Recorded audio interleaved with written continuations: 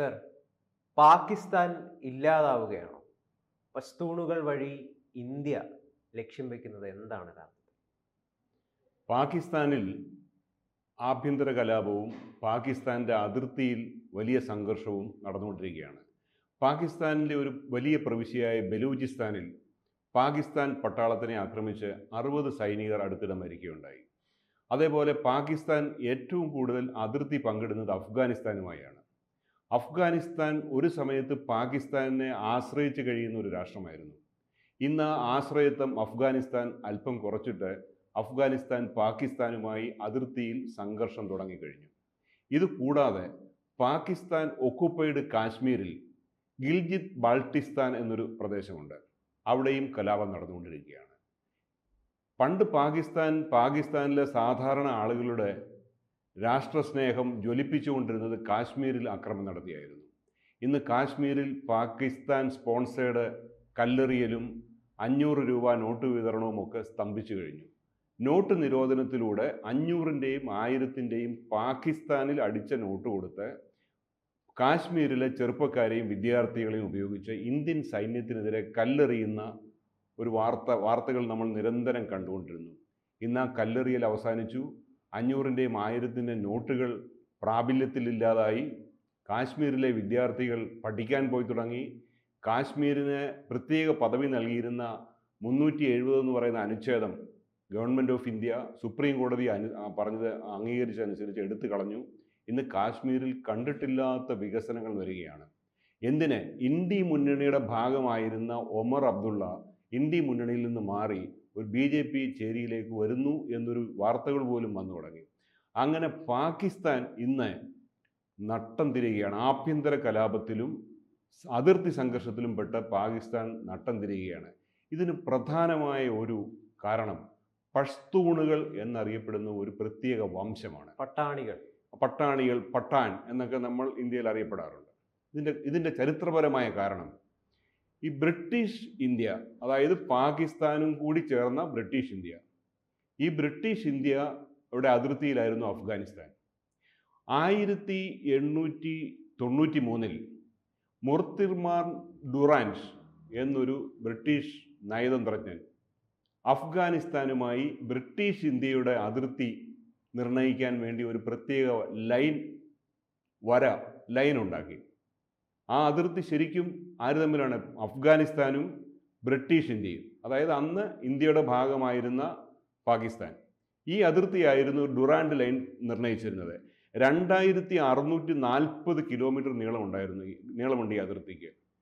എന്നാൽ വിഭജനത്തിന് ശേഷം Islamic republic of പാകിസ്ഥാൻ്റെ യഥാർത്ഥ പേര് IRP എന്നാണ്. അത് സൗകര്യപൂർവ്വം ആളുകൾ പറയാതാണ്. ഇസ്ലാമിക് റിപ്പബ്ലിക് ഓഫ് പാകിസ്ഥാൻ ഉണ്ടായപ്പോൾ ഈ ഡുറാൻഡ് ലൈൻ പാകിസ്ഥാനും അഫ്ഗാനിസ്ഥാനും തമ്മിലുള്ള അതിർത്തിയായി മാറി. ഈ ഡുറാൻഡ് ലൈനെ ഒരിക്കലും അഫ്ഗാനിസ്ഥാൻ അംഗീകരിച്ചിട്ടില്ല. ഇത് ഏകപക്ഷീയമായ ഒരു അതിർത്തിയാണെന്ന് ബ്രിട്ടീഷുകാർ പറഞ്ഞുകൊണ്ടിരുന്നു. ബ്രിട്ടീഷുകാർ പോയതിനു ശേഷം അഫ്ഗാനിസ്ഥാനുമായിട്ടുള്ള അതിർത്തിയാണെന്ന് ഇത് പാകിസ്ഥാൻ പറഞ്ഞുകൊണ്ടിരുന്നു.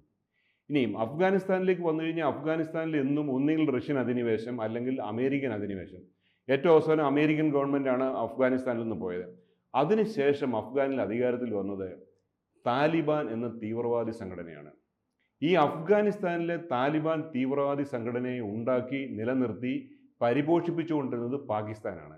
കാരണം ഈ അഫ്ഗാനിസ്ഥാൻ എന്നും ഒരു ടെറർ സ്റ്റേറ്റായി നിൽക്കണം. അവിടെ പുരോഗതി ഉണ്ടാകാൻ പാടില്ല, വികസനം ഉണ്ടാകാൻ പാടില്ല.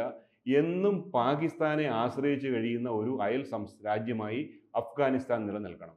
അതുകൊണ്ട് അഫ്ഗാനിസ്ഥാനിലെ ഉള്ള കാലാകാലങ്ങളിൽ വന്നുകൊണ്ടിരുന്ന റഷ്യൻ അമേരിക്കൻ ഭരണകൂടങ്ങൾക്കെതിരെ അവിടെ വളർത്തിയെടുത്ത ഒരു തീവ്രവാദി സംഘടനയാണ് അഫ്ഗാനിസ്ഥാനിലെ താലിബാൻ.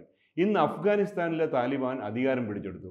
അഫ്ഗാൻ താലിബാൻ അധികാരത്തിൽ വന്നു കഴിഞ്ഞപ്പോൾ അഫ്ഗാൻ താലിബാൻ ഇന്ത്യയുമായി കൂടുതലെടുത്തു പാകിസ്ഥാന് പകരം. അവർ ഈ പാകിസ്ഥാനുമായി പങ്കിടുന്ന അതിർത്തി രേഖ ചോദ്യം ചെയ്യാൻ തുടങ്ങി. അങ്ങനെ ഒരു സമയത്ത് അവർ തീറ്റിപ്പൂറ്റി വളർത്തിയ ഈ തീവ്രവാദി സംഘടന ഭരണകൂടം ഇന്ന് പാകിസ്ഥാനെതിരെ തിരിഞ്ഞു. ഇവിടെ വളരെ പ്രസക്തമായ ഒരു പ്രസ്താവനയുണ്ട്. ഹിലാരി ക്ലിൻ്റൺ ഒരിക്കൽ പറഞ്ഞു, അവർ അമേരിക്കൻ സ്റ്റേറ്റ് സെക്രട്ടറി ആയിരുന്നപ്പോൾ പറഞ്ഞു, നിങ്ങളുടെ പിന്നാമ്പുറത്ത് വിഷപ്പാമ്പിനെ വളർത്തിയാൽ ശത്രുവിനെ മാത്രമല്ല ഒരിക്കൽ നിങ്ങളെ തന്നെ തിരിഞ്ഞു കടിക്കുമെന്ന്. ഇന്ന് താലിബാൻ ഭരണകൂടം പാകിസ്ഥാനെതിരെ തിരിഞ്ഞിരിക്കുകയാണ്. എന്നാൽ ഈ താലിബാൻ ഭരണകൂടം ഇന്ത്യയുമായി ജിയോ പൊളിറ്റിക്സ്, ഭൗമശാസ്ത്രപരമായ രാഷ്ട്രീയ കാരണങ്ങളാൽ ഏത് ഭരണകൂടമാണെങ്കിലും അഫ്ഗാനിസ്ഥാൻ തന്ത്രപ്രധാനമായ ഒരു രാജ്യമാണ്. ഇന്ത്യക്ക് അഫ്ഗാനിസ്ഥാനുമായി ബന്ധം സ്ഥാപിച്ചേ മതിയാവും. ഇന്ത്യ ആ ബന്ധം സ്ഥാപിക്കുന്നുണ്ട്. അഫ്ഗാനിസ്ഥാൻ പൊതുവെ ഒരു ദരിദ്ര രാഷ്ട്രമാണ്. നമ്മൾ 50,000 ടൺ ഗോതമ്പ് സൗജന്യമായി നൽകുന്നു, മരുന്നുകൾ സൗജന്യമായി നൽകുന്നു, വിദ്യാർത്ഥികൾക്ക് സ്കോളർഷിപ്പ് നൽകുന്നു, നമ്മൾ എഞ്ചിനീയേഴ്സിനെയും സാങ്കേതിക വിദഗ്ധരെയും അയച്ച് അവിടെ ആശുപത്രികൾ, പാലങ്ങൾ, ഗവേഷണ സ്ഥാപനങ്ങൾ പണിയുന്നു. അടുത്തിടെ നടത്തിയ ഒരു സർവേയിൽ 67% അഫ്ഗാനികൾ ഇന്ത്യയെ സ്നേഹിക്കുന്നു എന്നാണ് അന്താരാഷ്ട്ര സർവേകൾ കാണിക്കുന്നത്. ഇതിന് പ്രധാന കാരണം അഫ്ഗാനിസ്ഥാനിലും പാകിസ്ഥാനിലുമായി വ്യാപിച്ചു കിടക്കുന്ന പഷ്തൂണുകൾ എന്ന് പറയുന്ന ഒരു പ്രത്യേക വംശീയ വിഭാഗമാണ്. ഈ പഷ്തൂണുകൾ അവരുടെ റിലീജിയസ് പ്രാക്ടീസ് കൊണ്ട് അവർ സുന്നി മുസ്ലിംസാണ്. പക്ഷെ അവർ പ്രത്യേകതരമായ ഒരു പ്രത്യേക ഒരു ഒരു ജീവിത സംഹിത നിലനിർത്തുന്നവരാണ്. ഇന്ത്യയിലെ രജ്പുത്തിനെ പോലെ പ്രത്യേക ശൗര്യവും വീര്യവും ഒക്കെയുള്ള ഒരു പ്രത്യേക ഗ്രൂപ്പ് വംശീയ വിഭാഗമാണ് പഷ്തൂണുകൾ. ഈ പഷ്തൂണുകൾ ഈ ഡുറൻഡ് ലൈൻ വരച്ചത് പാകിസ്ഥാനെയും അഫ്ഗാനിസ്ഥാനെയും വേർതിരിക്കാനാണ്. പക്ഷേ ഈ ലൈൻ പോയത് പഷ്തൂണുകൾക്കിടയിലൂടെയാണ്. അപ്പോൾ കുറേ പഷ്തൂണുകൾ പാകിസ്ഥാനിലും കുറേ പഷ്തൂണുകൾ അഫ്ഗാനിസ്ഥാനിലുമായി പോയി. പഷ്തൂണുകൾക്ക് ഈ ലൈൻ ബാധകമേ അല്ല. അവർ ഒരേ തൂവൽ പക്ഷികൾ പോലെ പഷ്തൂൺ വികാരം പറഞ്ഞാൽ അവർ ഒരുമിക്കും. അപ്പോൾ പാകിസ്ഥാനുള്ള പഷ്തൂണുകളും അഫ്ഗാനിസ്ഥാനുള്ള പഷ്തൂണുകളും തമ്മിൽ അവരുടെ വംശീയമായി അവർ മനസ്സുകൊണ്ടൊന്നാണ്. രണ്ട് രാജ്യങ്ങളിലായി പോയി. ഇന്ന് ഈ പഷ്തൂൺ വികാരം ഉണർന്നു വന്ന് ഇവർ വ്യത്യസ്ത രാജ്യങ്ങളിലാണെങ്കിലും പഷ്തൂണുകൾ ഒന്നാകുന്ന ഒരു സാഹചര്യം ഉടലെടുക്കുകയാണ്. ഈ ഒരു പഷ്തൂൺ വികാരം ജ്വലിച്ച് അവർ ഒന്നായി കഴിഞ്ഞാൽ ഇത് പാകിസ്ഥാന്റെ നിലനിൽപ്പിനെ ബാധിക്കും. കാരണം അഫ്ഗാൻ ഭരിക്കുന്ന പഷ്തൂണുകളാണ് അഫ്ഗാൻ താലിബാൻ. പാകിസ്ഥാനിൽ ഈ പഷ്തൂണുകൾ രണ്ട് വിഭാഗമുണ്ട്. പാകിസ്ഥാൻ സൈന്യത്തിനെതിരെ എന്നും പോരാടിക്കൊണ്ടിരിക്കുന്ന ഒരു ടെറർ ഗ്രൂപ്പ് അല്ലെങ്കിൽ ഒരു വിമത ഗ്രൂപ്പ് പാകിസ്ഥാനിലുണ്ട്. അത് തെഹരി പാകിസ്ഥാൻ എന്നറിയപ്പെടും, TTP എന്നറിയപ്പെടും. അത് പാകിസ്ഥാനിലുള്ള ഒരു താലിബാൻ ഗ്രൂപ്പാണ്. അത് പഷ്തൂണുകളാണ്, ട്രൈബൽസ് ആണ് അവർ പൊതുവെ. ഇനിയും പാകിസ്ഥാൻ ഭരണഘടനയെ അംഗീകരിച്ചുകൊണ്ട് സ്വാതന്ത്ര്യം വേണമെന്ന് ആവശ്യപ്പെടുന്ന മറ്റൊരു സ്വതന്ത്ര സമാധാനം കാക്ഷിക്കുന്ന പഷ്തൂണുകളുമുണ്ട്. ഈ മൂന്ന് വിഭാഗവും പഷ്തൂണുകളാണ്. അഫ്ഗാനിസ്ഥാനിലെ ഭരണകൂടവും പാകിസ്ഥാനിലെ തീവ്രവാദി വിഭാഗവും പാകിസ്ഥാനിൽ സമാധാനം കാക്ഷിച്ച് സ്വാതന്ത്ര്യം ആഗ്രഹിക്കുന്നതും പഷ്തൂണുകളാണ്. ഈ മൂന്ന് പഷ്തൂൺ വിഭാഗങ്ങളും കൂടി ചേർന്ന് കഴിഞ്ഞാൽ പാകിസ്ഥാന്റെ നിലനിൽപ്പ് ബാധിക്കും. ഇത് കൂടാതെ പാകിസ്ഥാനിലെ ഒരു പ്രധാന പ്രവിശ്യയായ ബലൂചിസ്ഥാൻ, ഏകദേശം പാകിസ്ഥാന്റെ 60% ബലൂചിസ്ഥാനാണ്. ബലൂചിസ്ഥാൻ 1947 ഓഗസ്റ്റ് 12 സ്വാതന്ത്ര്യം കിട്ടിയ ഒരു പ്രത്യേക രാജ്യമായിരുന്നു. ഇത് പാകിസ്ഥാൻ ആക്രമിച്ച് കീഴടക്കിയതാണ്. അന്ന് മുതൽ ബലൂചിസ്ഥാൻ സ്വാതന്ത്ര്യം ആവശ്യപ്പെട്ട് അവിടെ കലാപം നടക്കുകയാണ്. കാരണം ബലൂചിസ്ഥാനിന് പാകിസ്ഥാന്റെ 60% ജോഗ്രഫിക്കൽ ഏരിയയിൽ വരുമെങ്കിലും ജനസംഖ്യ വളരെ കുറവാണ്. അവിടെ കുടിവെള്ളം വളരെ ക്ഷാമമുണ്ട്. പക്ഷേ ആ സ്ഥലം നാച്ചുറൽ ഗ്യാസ്, സ്വർണം, കോപ്പർ തുടങ്ങിയ അയിരുകളാൽ സമൃദ്ധമാണ്. അപ്പോൾ ബലൂചിസ്ഥാൻ വളരെ സാമ്പത്തികമായിട്ട് വളരെ പ്രധാനപ്പെട്ട ഒരു പ്രദേശമാണ്. പക്ഷേ പാകിസ്ഥാൻ്റെ ഭരണത്തിലോ സൈന്യത്തിലോ ജുഡീഷ്യറിയിലോ ഒന്നും ബലൂചിസ്ഥാന് പ്രാധാന്യമില്ല. പാകിസ്ഥാൻ എന്നും ഭരിക്കപ്പെടുന്നത് പാകിസ്ഥാനിലെ പഞ്ചാബികളും പാകിസ്ഥാനിലെ സിന്ധ് പ്രവിശ്യയിൽപ്പെട്ട ആഢ്യന്മാരായ പാകിസ്ഥാൻകാരാണ് എപ്പോഴും പാകിസ്ഥാൻ്റെ ഭരണം കൈയാളുന്നത്. അവിടേക്ക് ഈ ബലൂചിസ്ഥാനിലുള്ളവർക്കോ അല്ലെങ്കിൽ പാകിസ്ഥാൻ ഒക്കുപ്പൈഡ് കാശ്മീരിലെ ട്രൈബൽസിനോ ഒന്നും പാകിസ്ഥാനിൻ്റെ ഭരണസിരാ കേന്ദ്രത്തിൽ അവർക്ക് സ്വാധീനമില്ല. ഈ സ്വാധീനമില്ലായ്മ കാരണമാണ് മുജിബുർ റഹ്മാന്റെ നേതൃത്വത്തിൽ ബംഗ്ലാദേശ് വേർപെട്ടു പോയത് പാകിസ്ഥാനിൽ നിന്ന്. അപ്പോൾ പാകിസ്ഥാൻ അതിർത്തിയിലുള്ള അഫ്ഗാനിസ്ഥാനുമായി വലിയ സംഘർഷത്തിലാണ്. പാകിസ്ഥാൻ്റെ ഉള്ളിൽ തന്നെയുള്ള താലിബാനുകൾ, അവിടുത്തെയുള്ള തീവ്രവാദി സംഘടന അവിടെ വലിയ സംഘർഷത്തിലാണ്.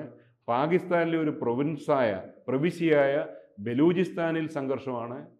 പിന്നെ പാകിസ്ഥാൻ കൈവശം വെച്ചുകൊണ്ടിരിക്കുന്ന പാകിസ്ഥാൻ ഒക്കുപ്പൈഡ് കാശ്മീരിലെ പ്രദേശങ്ങൾ മുഴുവൻ ഇന്ത്യയിലേക്ക് തിരികെ വരണമെന്ന് ആഗ്രഹമുള്ളവരാണ്. ഞാനീ പറഞ്ഞ ബലൂചിസ്ഥാനിലെ ഇവിടെ മോഡി സർക്കാർ അധികാരികൾക്ക് അവിടെ കേക്ക് മുറിക്കലും ബലൂൺ പറത്തലുള്ള സ്ഥലമാണ് ഈ ഇന്ത്യ ഗവൺമെൻറ്റിന് പിന്തുണ പ്രഖ്യാപിച്ചുകൊണ്ട്. അപ്പോൾ ഈ സംഘർഷങ്ങളൊക്കെ ഒന്ന് മൂർച്ഛിച്ചു വന്നു കഴിഞ്ഞാൽ പാകിസ്ഥാൻ്റെ നിലനിൽപ്പ് അപകടത്തിലാവും. പാകിസ്ഥാൻ എക്കാലവും സപ്പോർട്ട് നൽകിക്കൊണ്ടിരുന്നത് ചൈനയാണ്. ഇന്ന് ഈ ട്രംപിൻ്റെ താരിഫ് യുദ്ധമൊക്കെ തുടങ്ങിയപ്പോൾ ചൈനയ്ക്ക് ഇന്ത്യയുമായി ചേർന്ന് നിന്നാൽ മാത്രമേ ട്രംപിനെ നേരിടാൻ കഴിയൂ. അതുകൊണ്ട് ചൈന അറിയാമല്ലോ, ചൈന ഇന്ത്യയുമായി സഹകരണം മെച്ചപ്പെടുത്തിക്കൊണ്ടിരിക്കുകയാണ്. അപ്പോൾ പാകിസ്ഥാന് ഒരു പരിധി വിട്ട് ചൈനയിൽ നിന്നുള്ള സഹായവും ലഭിക്കില്ല. പിന്നെ പാകിസ്ഥാനികളെ ആവേശം കൊള്ളിക്കാൻ കാശ്മീരിൽ വന്ന് കലാപം നടത്താനുള്ള സാധ്യതകളുമില്ല. അങ്ങനെ Pakistan, Islamic republic of Pakistan അതീവ ഗുരുതരാവസ്ഥയിലാണ്. അതിർത്തിയിൽ സംഘർഷം, രാജ്യത്തിനകത്ത് സംഘർഷം, കാശ്മീരിൽ പഴയതുപോലെ കലാപം ഉയർത്തിവിട്ട് സാധാരണ പാകിസ്ഥാനികളെ ആവേശം കൊള്ളിക്കാനുള്ള അവസരങ്ങളുമില്ല. പാകിസ്ഥാൻ വരാൻ പോകുന്നത് നമുക്ക് കാത്തിരുന്ന് കാണേണ്ടി വരും. എന്തായാലും താലിബാനുമായിട്ട് ഇന്ത്യ ഇപ്പം സഹകരിക്കുന്ന കാഴ്ചയാണ് നമ്മൾ കണ്ടുകൊണ്ടിരിക്കുന്നത്. ഇതിനെ ഏത് രീതിയിൽ ഇത് എഫക്റ്റ് ചെയ്യും? നമ്മൾ താലിബാനുമായിട്ടല്ല സഹകരിക്കുന്നത്, നമ്മൾ അഫ്ഗാനിസ്ഥാനുമായാണ് സഹകരിക്കുന്നത്. അഫ്ഗാനിസ്ഥാൻ വളരെ തന്ത്രപ്രധാനമായ ഒരു പ്രദേശമാണ്. അഫ്ഗാനിസ്ഥാൻ്റെ 4 അതിർത്തികളിലും രാജ്യങ്ങളാണ് ലാൻഡ് ലോക്ക്ഡ് ആണ്. ലാൻഡ് ലോക്ക്ഡ് ഏരിയ ആണ്. ഭരിക്കുന്നത് ഈ താലിബാനികളാണ്. നമ്മൾ ആ താലിബാന്റെ നയങ്ങളോടോ മനുഷ്യാവകാശ ലംഘനങ്ങളോടോ നമ്മൾ സപ്പോർട്ട് ചെയ്യുന്നില്ല. പക്ഷെ ജിയോ പൊളിറ്റിക്സിൽ ഓരോ രാജ്യങ്ങളുമായിട്ട് നമുക്ക് നയതന്ത്രപരമായിട്ടുള്ള ബന്ധങ്ങൾ നിലനിർത്തേണ്ട ആവശ്യമാണ്. അഫ്ഗാന്റെ നയങ്ങളെയോ പിന്നെ മനുഷ്യാവകാശ ലംഘനങ്ങളോ നമ്മൾ ഒരിക്കലും സപ്പോർട്ട് ചെയ്യുന്നില്ല. പക്ഷെ അവിടെയുള്ള ജനങ്ങളുടെ, അവിടെ കോവിഡ് വന്നപ്പോൾ നമ്മൾ 50,000 നമ്മൾ ഈ കോവിഡ് വാക്സിനുകൾ എത്തിച്ചു കൊടുത്തത് നമ്മളാണ്. അവിടെ ജനങ്ങളെ ഭരണകൂടം മോശമാണെങ്കിൽ ജനങ്ങളുടെ കാര്യങ്ങൾ നമ്മൾ നോക്കണ്ടേ? നമ്മൾ അടുത്തുള്ള ഒരു നല്ല അയൽക്കാരെന്നുള്ള നിലയിൽ നമ്മുടെ ജനങ്ങൾ നോക്കുന്നുണ്ട്. അവിടുത്തെ കുട്ടികൾക്ക് വിദ്യാഭ്യാസം നൽകാനാണ് സ്കോളർഷിപ്പ് നൽകുന്നത്. അവിടുത്തെ കുട്ടികൾക്ക് വിദ്യാഭ്യാസം കിട്ടുമ്പോൾ അവരൊക്കെ ഈ തീവ്രവാദത്തിൽ നിന്ന് പിന്മാറണം. അങ്ങനെയുള്ള നല്ല ഉദ്ദേശം കൂടി നമ്മൾ ഒത്തിരി കാര്യങ്ങൾ ചെയ്യുന്നുണ്ട്. അതുപോലെ തന്നെ ഈ ഭരണകൂടം ഇന്ന് ഭാരതത്തിനോട് ചേർന്ന് നിൽക്കുകയാണ്. കാര്യം അവർക്ക് അവിടെ മാറ്റങ്ങൾ കൊണ്ടുവരണമെന്നുള്ള ആഗ്രഹമുണ്ട്. പാകിസ്ഥാൻ്റെ ഒരു കോളനിയായിട്ട് അഫ്ഗാനിസ്ഥാൻ പാകിസ്ഥാനെ ആശ്രയിച്ചു കഴിഞ്ഞ് പാകിസ്ഥാന്റെ തീവ്രവാദം ഏറ്റുവാങ്ങി വളർന്നു പോകുന്ന ഒരു രാജ്യമായി മാറാൻ അഫ്ഗാനിസ്ഥാൻ തയ്യാറല്ല ഇപ്പോൾ. അതാണ് ഭാരതം എന്താണ് വരുമോ തുടങ്ങിയ ചോദ്യങ്ങളൊക്കെ സോഷ്യൽ മീഡിയയിൽ ഉയർന്നു കേൾക്കാറുണ്ട്. ആ ലക്ഷ്യത്തിനായിട്ട് പ്രവർത്തിക്കുന്ന നിരവധി ആളുകളുമുണ്ട്. ഇതിനെയൊക്കെ നമ്മൾ അങ്ങനെയാണോ കാണേണ്ടത്? അഖണ്ഡ ഭാരതം ആയിക്കൂടാകയില്ല. കാര്യം ഈ അഫ്ഗാനിസ്ഥാനുള്ള കാണ്ഡഹാർ നമ്മുടെ പഴയ ഗാന്ധാരമാണ്. മഹാഭാരതത്തിലെ പല കഥാപാത്രങ്ങളെയും പെഷവാർ, കാണ്ഡഹാർ എന്നൊക്കെ പറയുന്ന അഫ്ഗാനിസ്ഥാനിലെ സ്ഥലങ്ങൾ നമ്മുടെ മഹാഭാരതത്തിൽ പരാമർശിക്കപ്പെടുന്ന പല സ്ഥലങ്ങളുമാണ്. ഗാന്ധാരിയുടെ സ്ഥലമാണ് കാണ്ഡഹാർ എന്നാണ് പറയുന്നത്. ഗാന്ധാരിയുടെ അച്ഛൻ ഭരിച്ച രാജ്യമാണ് കാണ്ഡഹാർ എന്ന് ആണ് ചരിത്ര ഗവേഷണം നടത്തിയ ആളുകൾ പറയുന്നത്. അപ്പോൾ ഇതെല്ലാം കൂടി ചേർന്ന് വന്ന് ഇപ്പോൾ പലരും സ്വപ്നം കാണുന്ന ഒരു അഖണ്ഡ ഭാരതം നിലവിൽ വന്നു കൂടായികയില്ല.